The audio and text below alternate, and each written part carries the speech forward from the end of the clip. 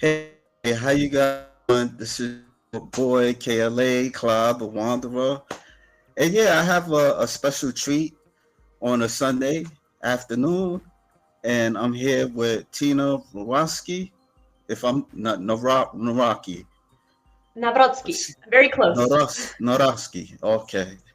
Are you Russian? Yeah. No, I'm Polish. Oh, Polish. Oh, okay. All right.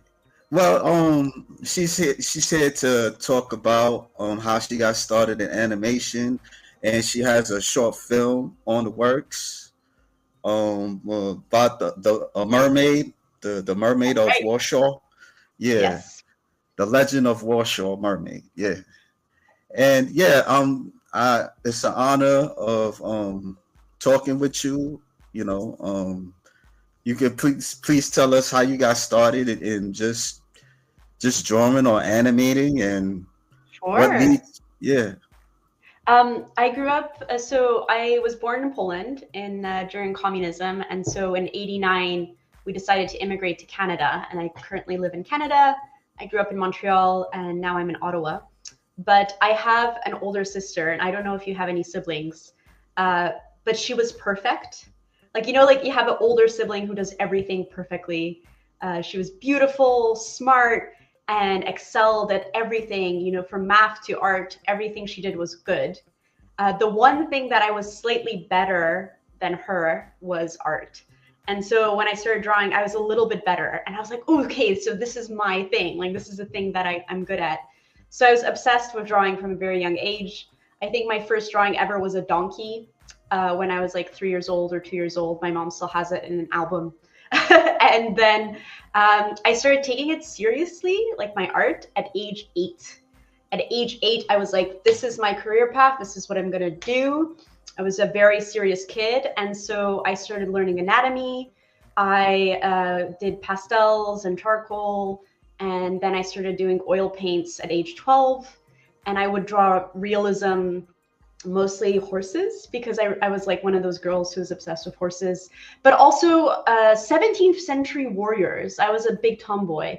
I loved archery and sword fighting, all kind of fighting. And so I painted warriors and horses, and I got into portraiture. I had exhibitions as a teenager. And then my first real job was I painted backdrops for the Aviator movie with Leonardo DiCaprio. I don't know if you remember Oh, that. But no, I'm not sure. it's What called was? The Aviator. It was with Leonardo DiCaprio. It's about Howard Hughes. It's like a kind of a very interesting film. And so I painted backdrops for that. I was Okay. 16. And then I went to a program in Montreal called Illustration and Design, which is 3 years. I started that at age, I think, 17, and graduated at 19. And it's not a BA, it's not an actual kind of degree. It's just a certificate. It's kind of like if you want to be a plumber or electrician or something. It's one of those kind of technical schools. So I did that, and there was one teeny tiny animation course within that program. And I always thought, oh, I'll be an illustrator, or I'll be, I'll do some kind of advertising, or I don't know what I'll do, but I'll do something with illustration. And then I tried that one tiny animation course, and I had been a theater kid as well. So I liked fighting, I liked warriors, but I also loved the stage and I loved acting and making people laugh. And when I tried animation for the first time, I was like, wow, it's both, it's drawing and acting, these two things that I love to do. And so I never turned back. I became super, super excited about it. And one of my professors was working in video games at the time. Montreal, if you don't know the city, in Quebec, Canada, is very well known for video games. Okay. Lots and lots of studios do video games there. And so it was a very kind of easy in as an animator to start working in games. And I never played games in my entire life. I didn't know what a console was. I was not a gamer. But I started working in games, and that's how I got my foot in the door. And it's going to be 20 years now that I've been working in animation. So it's been a long Oh, time. that's cool. That's cool. Yeah. Wow. I don't know where to start. Um, so so so when you started animating, like, was it difficult for you? No, I loved it. I had a natural knack for it. Yeah, I got it, you do the bouncing ball exercise. I don't know if you ever, yeah, heard of the like yeah, you. yeah, I remember my animation teacher was explaining, this is going to be 32 drawings or more, and we did it on paper. So every drawing is a paper, and there's just one little circle on each page, and it's going to be tedious and long, and it's going to take you forever. And why do we do it? Why do we even want to spend this much time making this ball bounce? And he said, I can guarantee that once you're done and you press play, you will see it go by, and you're not going to watch it only once. You're going to want to watch it over and over and over again. And I was one of those people. I was like, look at it go. Oh my God, it's bouncing. Like, look at the yeah, ball bounce. I was so excited. And he was saying that there's this magic about seeing something come to life, that you get kind of addicted to. And I was really into it. I had a knack for it.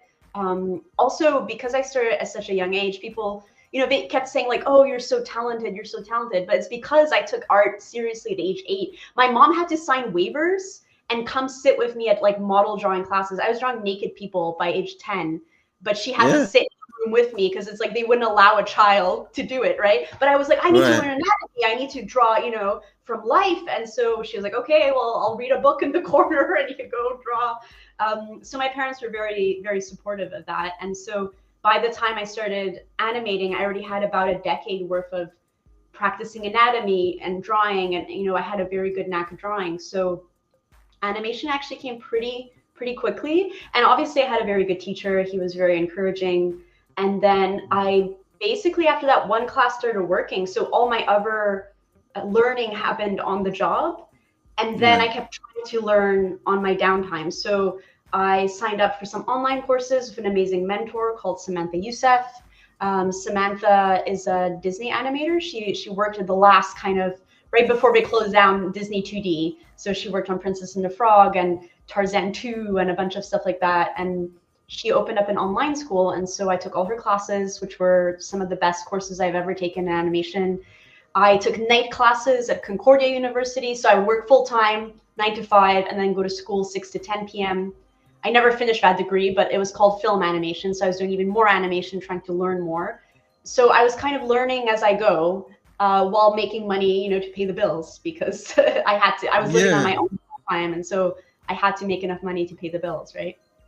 yeah, yeah. I mean, you like looking at your stuff. I looking at it reminds me of a Walt Disney Oh, style. thank you. Yeah, like I was looking at it. Like wow. You Thank ever you. got I tired of? still, I Did you ever still got tired of like drawing? Like after a while, like know. sometimes you do like certain hobbies or any. What made you be consistent at a young age? I don't know. I just really loved it. I was also an old soul. I don't know if you know people like that in your life where, I didn't want to go out and party. I like every time I had to do it because like young people should, I'd be like, Yeah, I can't wait to be like 37 and nobody will invite me to this shit anymore. Like I was just, I couldn't wait. And sometimes my friends and my sister were like, can you like tear yourself away from the do something social? I'm an yeah, introvert, so to me, it's very nice to be on my own doing these things.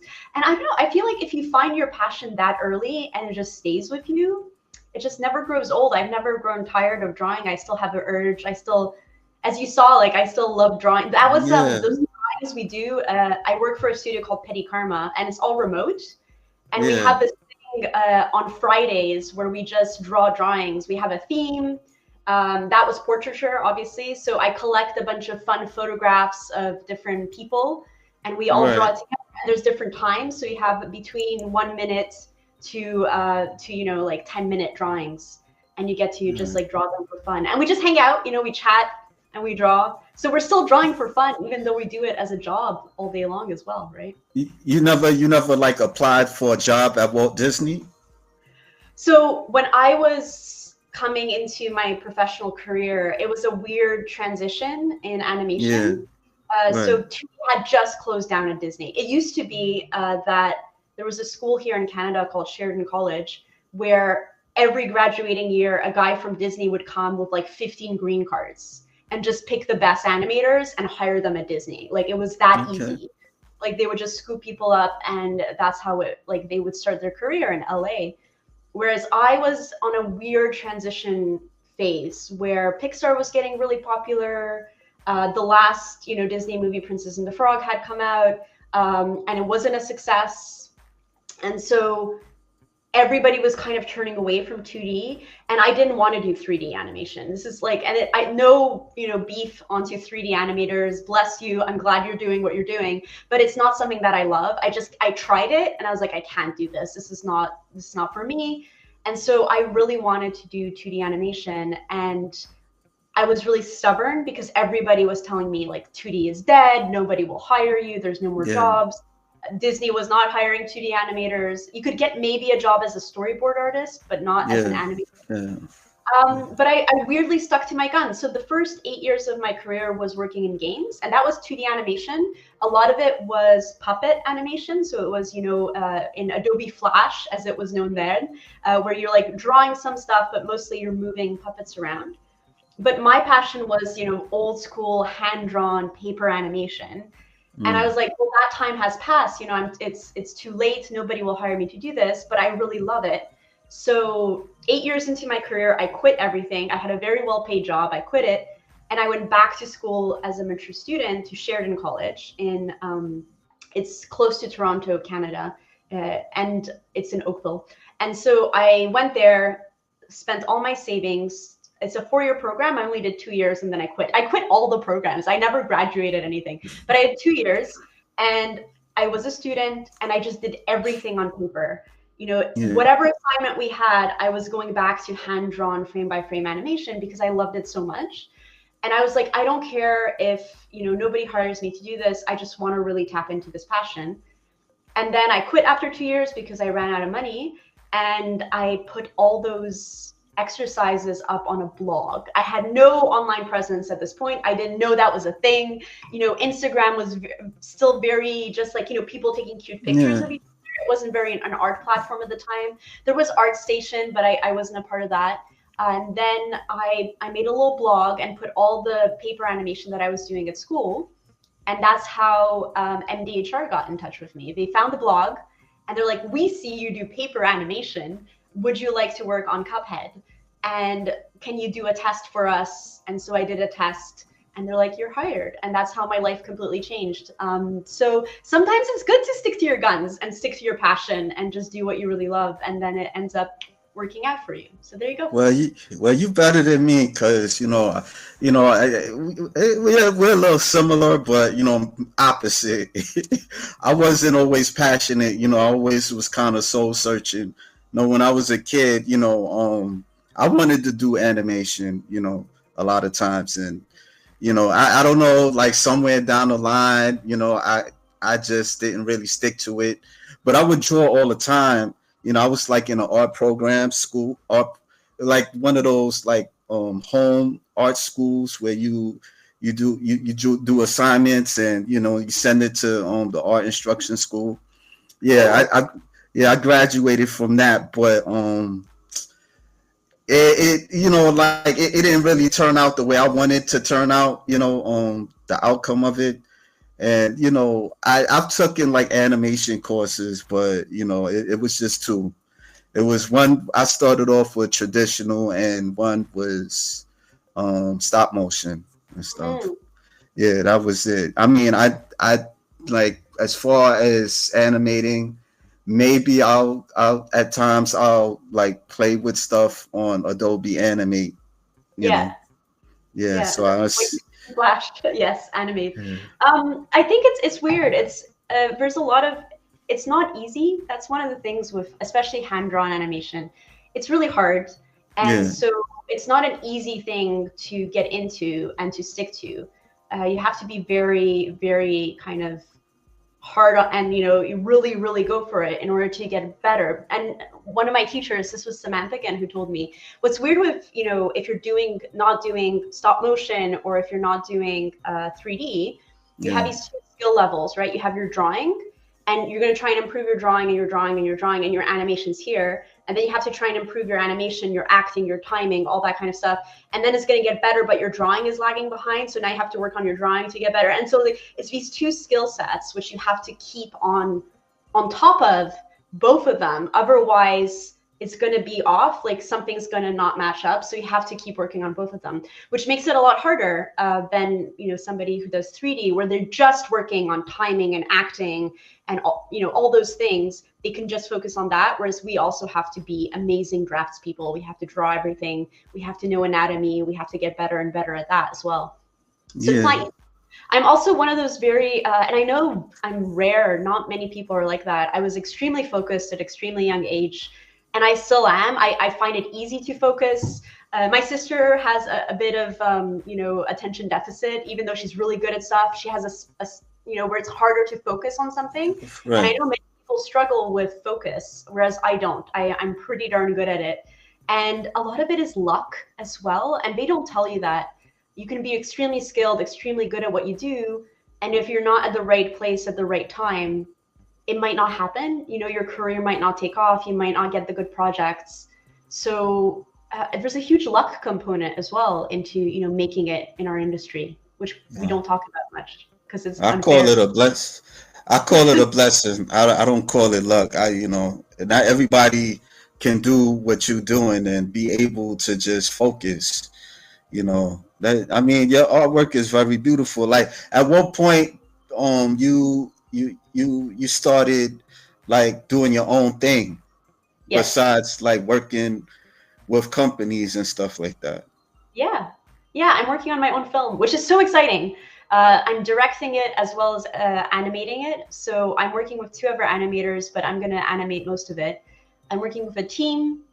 So that's really exciting that I don't have to do everything myself, because 2D animation is very time consuming, Yeah. especially if you know, from the layouts, backgrounds, special effects, compositing, it's a lot of work. And some people manage to do all of it by themselves, but I work full time as well. So I wanted a team of people, and I am working with some wonderful, wonderful individuals who are helping me with background painting, who are helping me with cleanup, with color. I have a VFX artist. She's Ukrainian. She's really awesome. And Mm. so it's going slowly but surely ahead. It's one of those passion projects that I've been thinking about for a decade. You know, you have a project Okay. that you want to do. I thought about it 10 years ago, and I'm like, oh, this would be really cool. Because as I said, I'm Polish, I'm a Polish immigrant. There is this beautiful emblem of the city of Warsaw, which is a warrior mermaid. She's a mermaid, she has a sword and a shield. It's a kind of a coat of arms of the city. And there's a beautiful statue, there's a fountain. Yes, there you go, Sirenka. And there's a fountain of her in the main square, and she's really, really, really an incredible, kind of powerful symbol. And I was told the story, the legend of a Warsaw mermaid, by my family when I was growing up. And so it kind Okay. of stuck with me for years. And I was like, oh, that would be a cool animation. Oh, yeah, there's Baroness, another powerful woman, just a little bit more cartoony. Yeah, and so basically, I decided in late, I think, 2022. Yeah, or no, 2023. I decided that's it. I'm doing it. And I had no idea how I was going to do it, but I was like, I'm going to get started and I'm going to not turn back and I'm going to get it done. And I was kind of, the first thing I wanted to do was to get a script written, a good script. And I'm not a writer. Some people are amazing at both. Like, they're great at drawing and they're good at writing, at Yeah. storytelling. I'm not. I'm garbage at writing. I hated writing essays in school. I'm just not good at it. I'm not good at dialogue. I swear too much. I can't write, you know, beautiful dialogues, sentences. So I kind of knew the structure of the story, but I didn't know how to put it into words to make a proper script to then work off that. So I have a friend. Her name is Zarin Darnell Martin. She's an actress. She's actually in Ginny in Georgia and a bunch of other. She was in Star Trek, and you know, she's been acting for years. And she also does script writing and journalism. And I've known her since I was a baby. She's like an older sister to me. She was best friends with Yeah. my sister. And so I reached out to her and I was like, can I pay you to, you know, write the script? And I reached out to my sister and another friend of ours who is also, my sister's a professor. She's a historian, but she teaches global human rights as well. And another friend of mine is a PhD in feminism and Black feminism. And we all got together on Zoom, and Zarin would write the script, and then we discuss the script and see like if everything is coming through, if the points are coming across. And we'd had a few sessions like that until the script was finished. And I was like, okay, step one, I have a script. I know more or less how long it's going to be because one page of script is usually 1 minute of film. So I had about 7 pages and I was like, okay, it's going to be 7 minutes short. Let's do this. And I then started gushing about the project to friends of mine, one of which is called Felicity Moreland, and she is documentary filmmaker. She currently is going to be showing her a film called Hand Drawn Film, which is about the state of 2D animation in the world today, which is an extremely interesting topic. And I was one of her first interviewees. And I told her about this project. I'm like, I'm going to make this film. It's going to be great. It's going to be hand drawn about a mermaid. And she said, do you have a producer for this film? And I'm like, no. And she's like, would you like a producer? And I'm like, yes, I would. And so now I have Felicity helping me. And to anybody who has done an independent short film, having a producer is like finding a unicorn in the woods. It's just, Okay. it doesn't happen often. They're amazing to have on board because we're artists, right? We're creative people. I don't particularly like managing human beings. I don't like writing emails. I don't like setting up meetings. I don't like sending contracts out.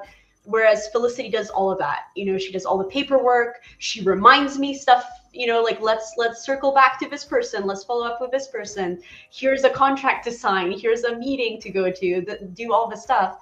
And I don't have to do any of it. I just sit back and Felicity takes care of it. And it is such a weight lifted off of somebody who's creative because then I can focus on actually making the film, which is really exciting. Did you outline the story like for the writers to? Oh, Yes. okay. I did what's called it's called like flag posts or like just story points, like in point form. Yeah. This happens, this happens, that happens. Just little points. And then sometimes I wouldn't be sure. I'd be like, this happens, question mark? Like, I don't know, maybe it does. And then, just finish it and be like, here is the story points. This is what I want to happen. And Zarin, my scriptwriter, was like, this is great. This is very solid. I know what to do. And she just made it pretty. She described it nicely. She gave a mood and like the dialogue and all that stuff. And it was great. So it was wonderful working with a writer if you're not into that yourself, right? Yeah. What took so long for like 10 years, like the process of it? Oh, I think I was just really busy with work. Everybody who knows, if you're an artist and you want to work on your own stuff, this is like a thing that I discuss with many, many artists, is that you go to work, you put all this creative energy, all this, pencil mileage, so your wrist is hurting, you're putting all this energy to work for hire. You come home and you're like, okay, I'm going to work on my own project now. And then you fall asleep or you watch TV or you do something else that is not art. And I think that's also important, some work-life balance where you're not pushing yourself too hard. And the beginning of your career is rough, right? It's hard. You have to go above and beyond in order to impress people. Sometimes you have to work on 2-3 contracts to make ends meet because you're not charging, a certain amount. And I'm finally at a point in my career where I feel a bit more stable. Like I have 2 feet on the ground. I am more well known, so it's easier to find work. Like work finds me now, which is really interesting. Where I sit back and contracts come to me, which I've never had happen before. And I have a great rapport with my clients, and it's there's some stability there, even though I'm still a freelancer, which is never fully stable. And so I was like, okay, I think I have the mental capacity and the like physical ability to do this because I feel a bit more safe. Because when you feel unsafe, when you feel like you still are living on the edge, not the best time to embark on a huge personal project, I guess. And also maturity, right? I was kind of waiting to be a good animator to do it. And then I realized I'll never be a good animator in my own mind. So just get it done at some point. You have to just pull the trigger, right? Yeah.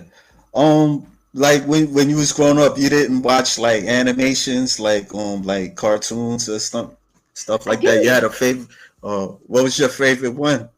Oh, I loved like a lot of, so it was always a big event when a Disney feature would drop when I was a kid. The first feature film I've ever watched was Little Mermaid. So like maybe Okay. the is, Yeah, I was thinking that a little bit. yeah, and I was obsessed with Robin Hood. Like this was one of my favorite films when I was growing up. And I was actually, because there's a lot of characters in Robin Hood. I was super into the little rabbit called Skippy, because Skippy turned 7 years old in the film, and I was turning Okay. 7 years old when I watched it. I was like, I'm like Skippy, I'm turning 7, like that's me. And so like that's how I got into archery too, because Skippy and Robin Hood are into archery, and so I was like, I need to do archery like Skippy. So I was really into Robin Hood, but also we were a very my parents were very into books and into drawing and doing things with your hands.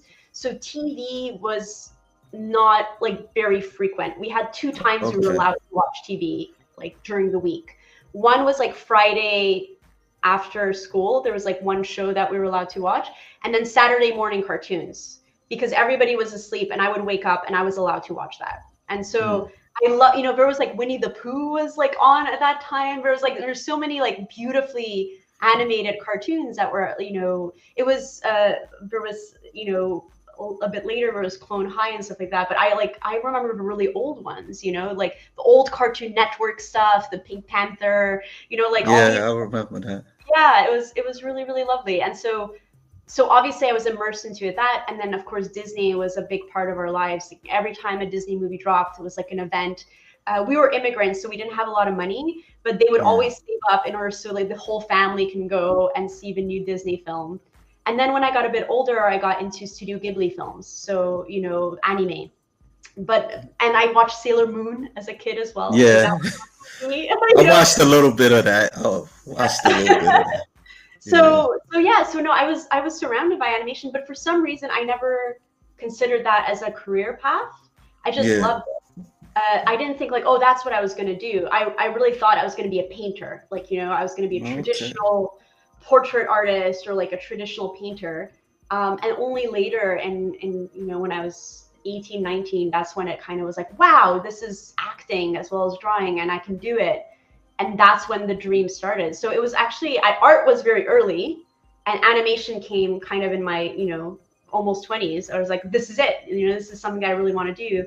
And I did like a kind of sharp turn from traditional realism painting into cartoon animation. So yeah, it was great. Yeah.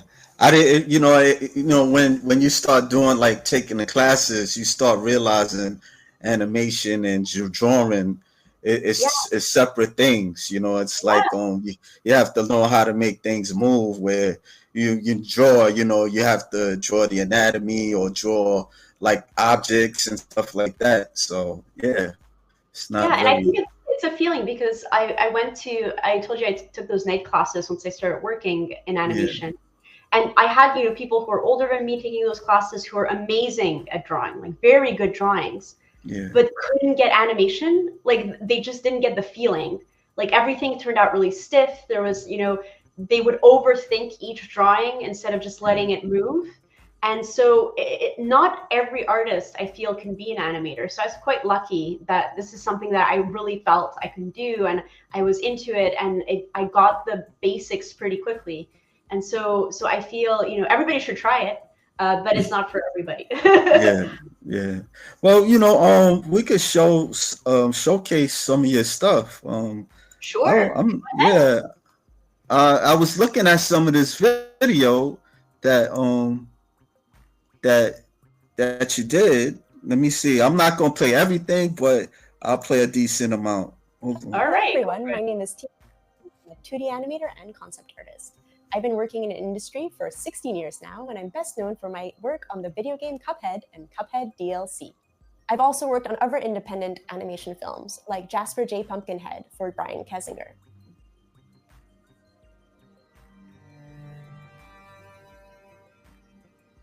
Syrenka Legend of the Warsaw Mermaid is based on the beautiful emblem of the city of Warsaw. I'm a Polish immigrant, and I was told the legend of the Warsaw Mermaid by my mother as a child.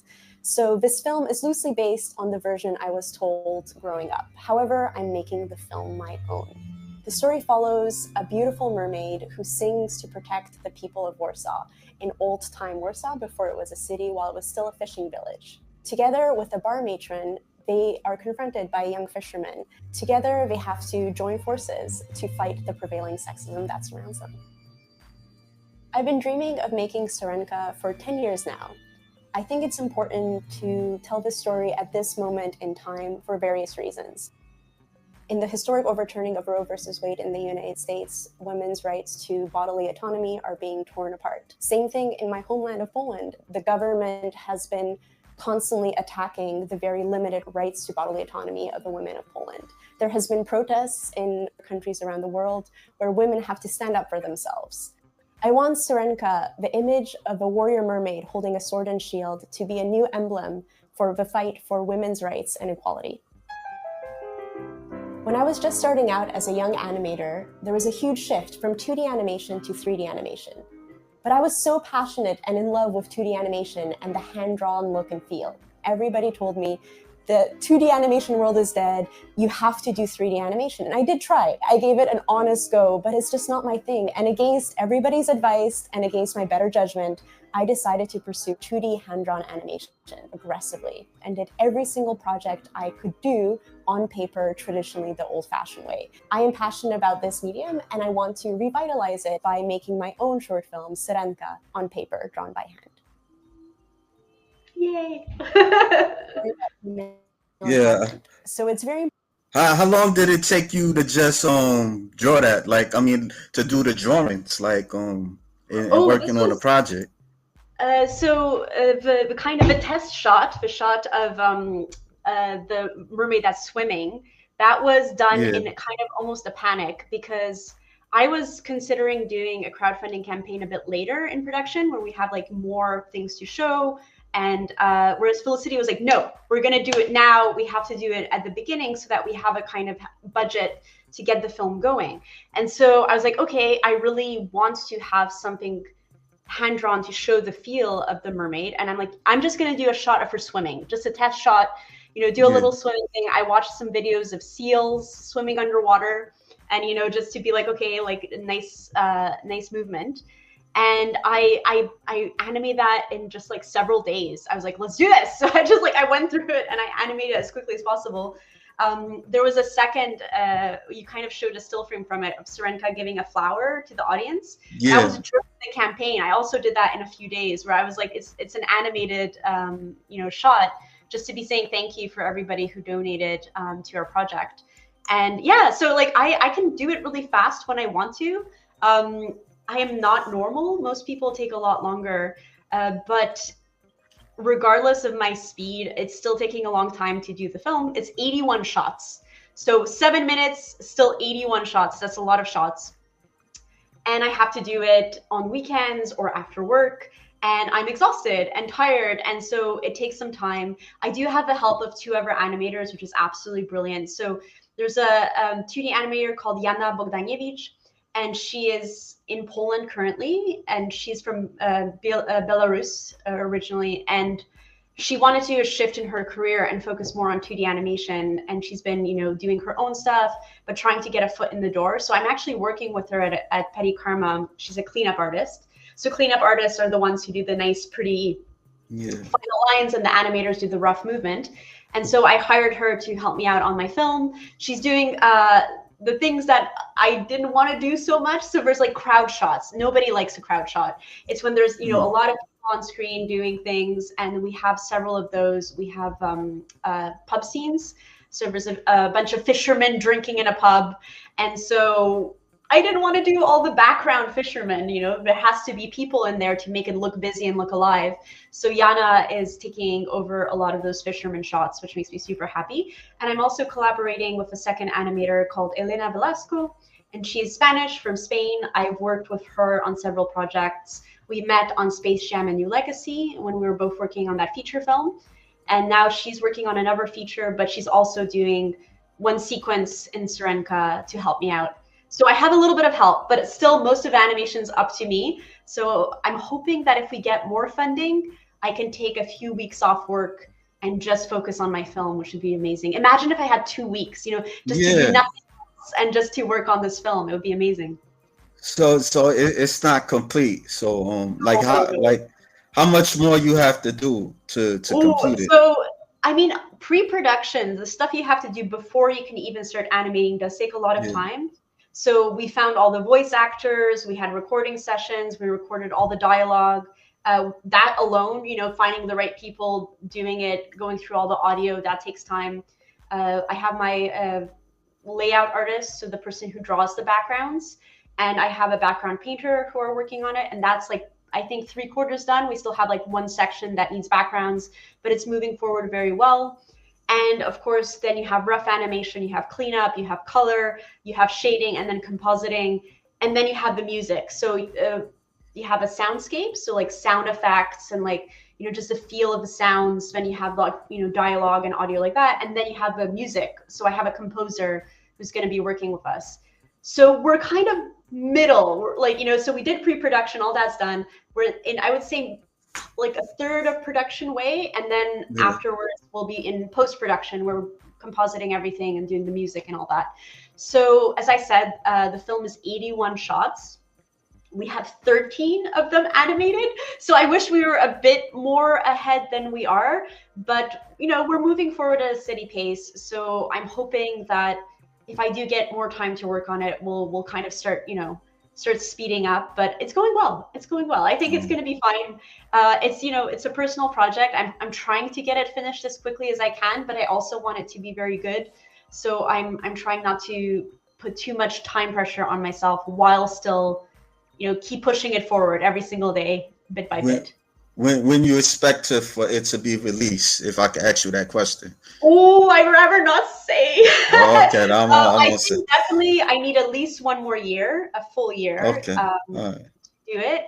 But I don't want to give a date just because I've never made a film before. So I don't know how long it's going to take to do to do like the music and all that. And one of the things, our dream, and this is fingers crossed if we get more funding, our dream is to not have the music be like digital, to actually hire, a live orchestra to do it. But that costs money. Musicians are not cheap. So I'm actually considering doing the music in Poland, because there are a few grants and like co-production opportunities in Poland, because I'm a Polish citizen as well as a Canadian citizen. So I can maybe look to hire the musicians in Poland, because usually if you get a grant, you have to spend the money within that country. So if I get a grant in Poland for the music, then I need to hire Polish musicians. And I think that would be a solution for that. But we'll see. Yeah. I'll as soon as I think I know, I'll let everybody know. But yeah, I think at least one more year. I think one more year, and maybe we're gonna be heading towards the end goal. No, I'm gonna ask a silly question. Is this like mature audience mostly? Yes. Oh, okay. So it doesn't have any like graphic violence in it, but as you kind of saw in the video, it's a bit of a mature subject matter. So it's about women's rights. It's loosely about the patriarchy, in the sense that women, we have so much more freedoms now, and it seems to be moving forward, and then we end up taking steps backwards. Like, there's so many societies that are first world countries that seem to be constantly tearing away rights from women, and it's appalling to me. And the fact that in my own lifetime I see steps backwards is really, really saddening.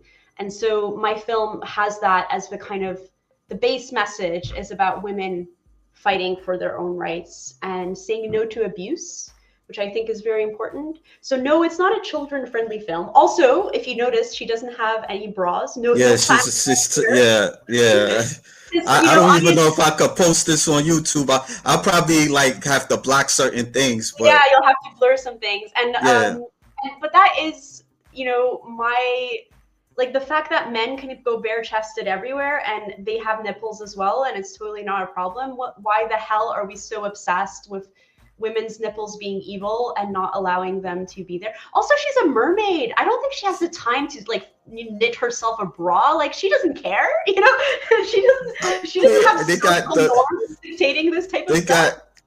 They got Ariel, with the bra. I don't know. Yeah, well, this was for children, so that's slightly different. But and so I honestly, free the nipple. I feel like the amount of pressure we have about policing women's bodies versus men's, I think that's also part of the message. And we did discuss this, actually. We discussed whether the mermaid is going to have a bra or not.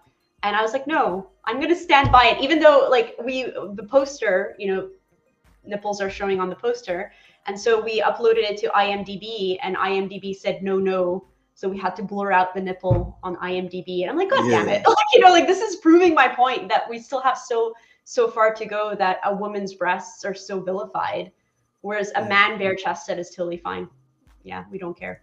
I mean, I mean, I don't know if I could give my intake, but you don't think that men and women are a bit different in a sense Well, where, you know, we're both human beings and we should have the same rights.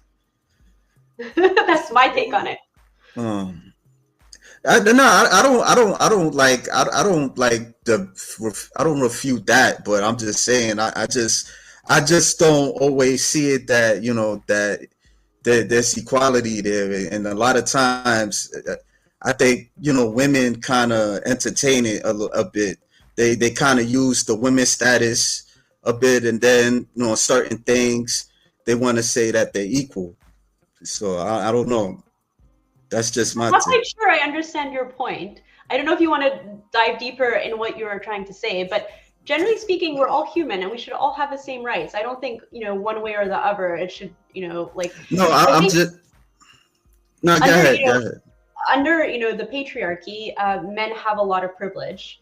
And, you know, when another group in just like, especially like white male privilege, any other group tries to fight for a certain kind of equality or just have the same base rights, suddenly it feels like, you know, we're being oppressed, and that like, you know, women want more. It's like, no, we want to be treated equally. You know, that's all that this is about. And I think, you know, it's important to have these conversations and talk about the fact that we are not there yet, and that there's still a huge pay gap. The gender pay gap is very prevalent. Of course, you know, not just talking about women, but racism is a huge issue where, you know, there's a pay gap there. And we just need to keep on fighting and talking about it and saying that this is here, this is happening. And if we don't open our eyes to the fact that it's still unequal and unfair, we'll never be able to change. And, you know, fight when things retrograde, like taking bodily autonomy away from women. In some areas now, a cadaver has more rights than a woman over her own body, which Oh, is what? absolutely, I a didn't get cadaver, that. a dead person has more rights than, Um. you know, like, for example, you can't harvest organs from a dead person, right? Like, even if her Okay. organs would save 10 lives, a dead person has rights. Like, if a person didn't say like, oh, you could take my liver and all my heart and whatever and give it to people, they respect the dead person. Like, the dead person said no, so you're not allowed to harvest for organs. Whereas in some instances, a woman can say, I want this with my body, I want this with my body, and they'll be like, no, you're a woman, you're not allowed. So that's what I'm talking about. So there's still a long way to go, and we need to keep fighting and talking about it in order to gain that equality. All right. Well, I don't know if I could say anything else, but, you know, I wish you the best of luck, you know, in Thank your you. endeavors. And, you know, Yeah. storytelling is a powerful tool, right? Like for Right. change.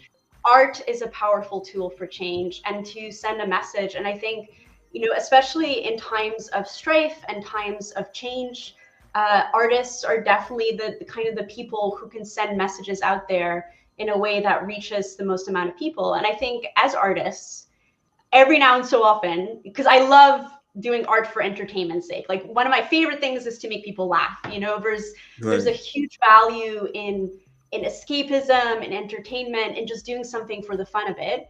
But I think there's huge value in making art with a message and with sometimes a political message, you know, sometimes with a message that might rub people the wrong way, and that's okay. And that's part of being an artist.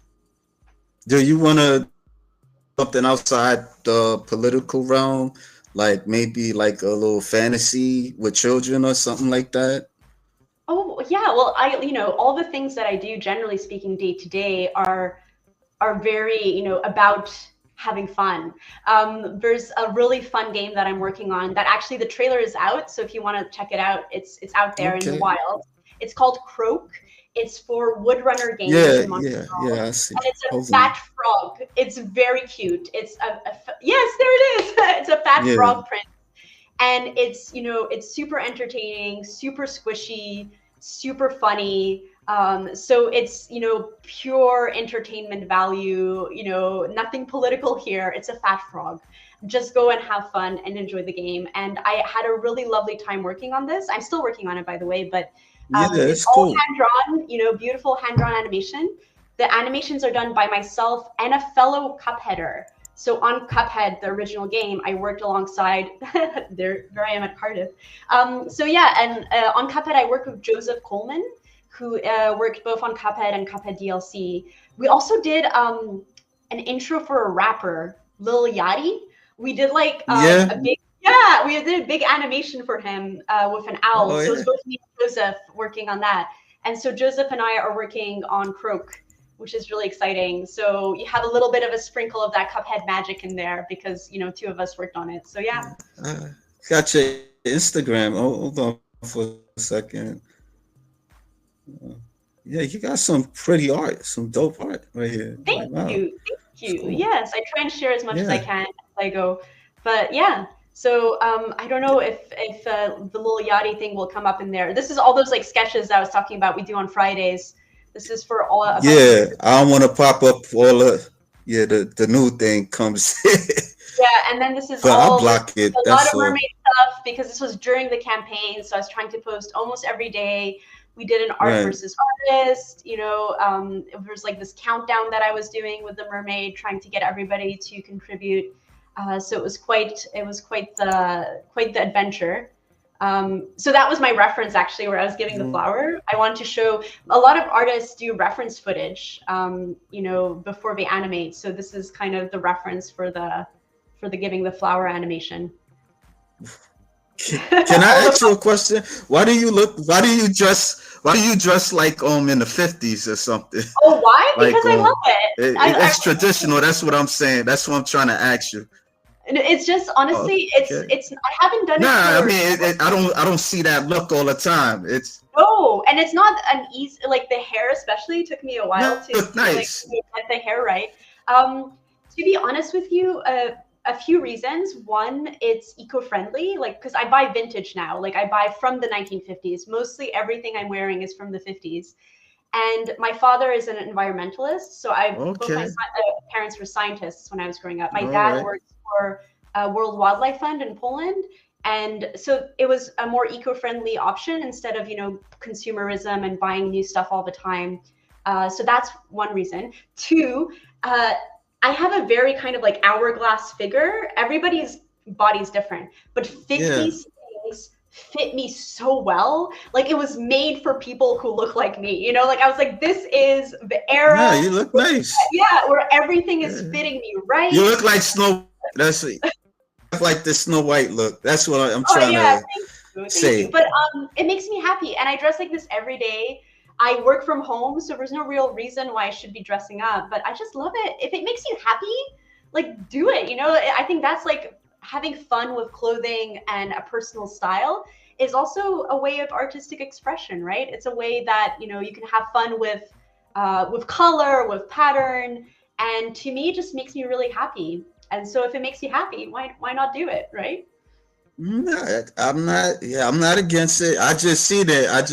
I just notice it. Like I don't really. I usually don't see women dressed like that. Like I I, know it's you know. pretty rare. Although there's a whole community of us out there who do it. But it's funny though because I just did it for my own like personal fun, and it's actually Right. become quite a good like business card, like a calling card. I do a lot of Yeah. events where I do talks and I meet people, and everybody recognizes me and remembers me because I stand out because of the way I dress. And so it's actually become very useful because people remember, oh, you're the one who did Cuphead. I saw you from across the room. I know it was you.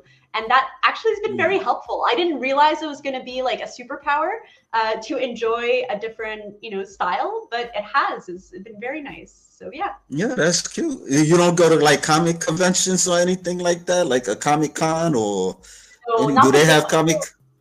I do a lot of video game festivals. Yeah. The big ones I've done only a few times, but I do like a bunch of smaller ones. There's an amazing one in Poland called Promised Land, which I go to almost every year. And it's, do you know the Witcher games? I'm not sure.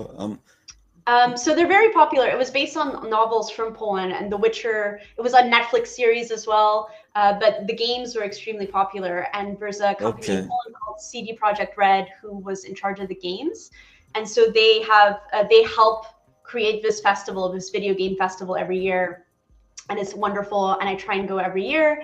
And then I've been to a lot of animation festivals. So, for example, the photo you showed was from Cardiff, which is in Wales. I've been to some animation festivals in the UK, which are really awesome. In March, I'm going to be heading out to a video game festival in Florence, Italy. And so what I do in these festivals, it's, a lot of people who are part of the same industry, and also a lot of young students who wish to, enter this industry, and sometimes just fans of video games. We all kind of meet up. There's talks about different subjects. There's usually workshops, there's panels, and it's just, just building this community of like bringing people together and talking about these subjects, and learning about the new things that are happening in our industry. So it's really, really lovely, and I try and go as much as I can. So it's like a Comic-Con, but it's less intense. Like we're a bit Yeah. more professional geared, so not just like fandom. It's more about the people who work in these industries that go to these types of festivals. So that makes sense. What about like the United States? Like you ever work with people in the United States, connect Yeah, with so someone? there's one festival that I go to every year in California. So it's in Burbank, Okay. California, not far from LA. It's called CTN. It happens usually every November. And so I've been to that one a few times, and it's absolutely wonderful. It's a little bit more small. It's about animation. So you have like legends of animations that come to it.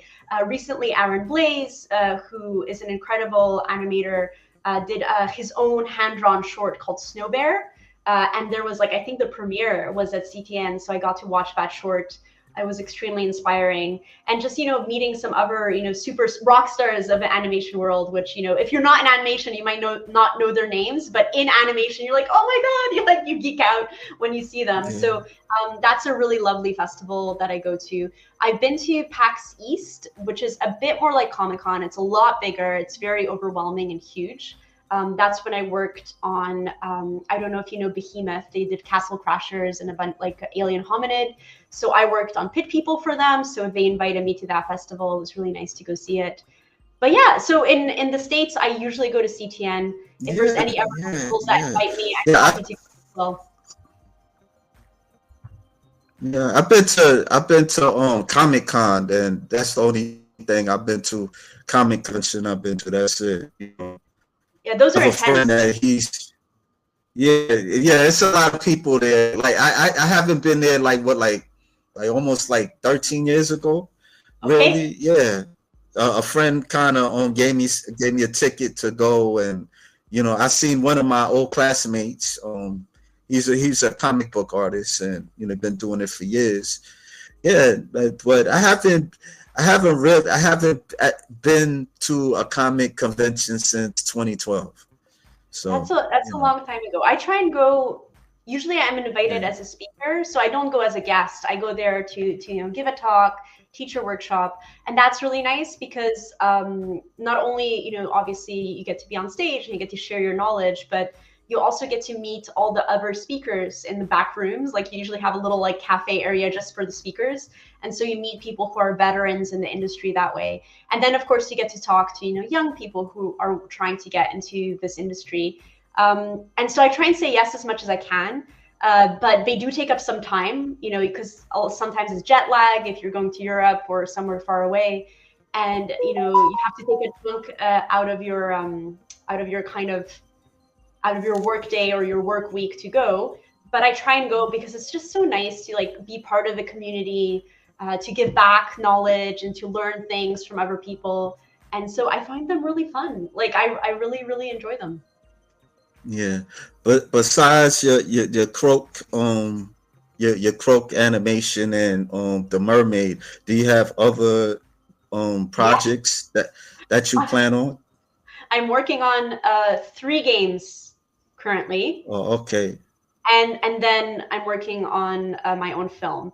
So Croak is one of them. So that one's announced. It's, you can go check it out. It's on wishlist on Yeah. Steam if you want to, if your audience wants to click wishlist on Croak, it's there out there. There's another game which has wrapped up animation but is still in production.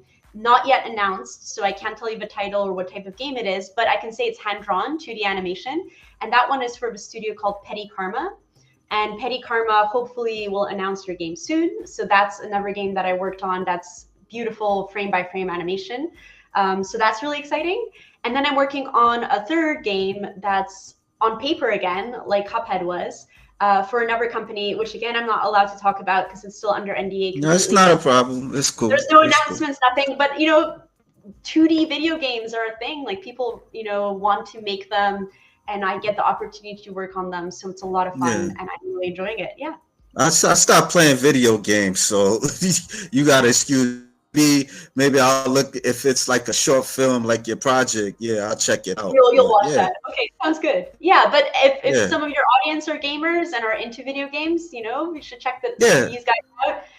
And if you follow me on social media, of course, when anything is kind of out in the wild and I'm allowed to talk about it, I'll be sharing so much work. I can't wait. Like some of these games with the animations, I cannot wait to share all the animations we did on my social media. So that's going to be an exciting time when it's kind of out in the wild. Yeah, but I mean, best of luck. Yeah. Thank you for having me. It was really nice chatting. Yeah. All right. Thank you again. All right. Bye. All right, folks. That's a wrap.